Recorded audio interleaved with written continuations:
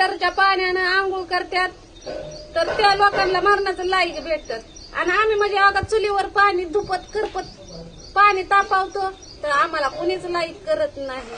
का बरं? म्हणजे गरीबाला लाईकच करायचं नाही हाय का नाही. कसला धूर लागायला लागलाय आणि आता चुलीला तर जा धना धना धना धना हाय. लिंबाची लाकडं हाय ती वाळल्या चिळलेली. अजून ती काय शेंगा हा भुईमुगाच्या शेंगाची टरकाला बी टाकले ती चूल पेटवायला. लवकर पिटत. हा चूल चांगली पिटते. आता पाणी तापले आता आंघोळ करून घेते की त्याच्या अगोदर दात घासते खसा खसा. कोळशानं वा ब्रशनं तर सगळी दात घासतात कोलगेट ब्रशनं. आता मी कोळशानं दात घासणार हाय का नाही. हो का हे असा कोळसा आहे का नाही हे असलं हो का झाला कोळसा.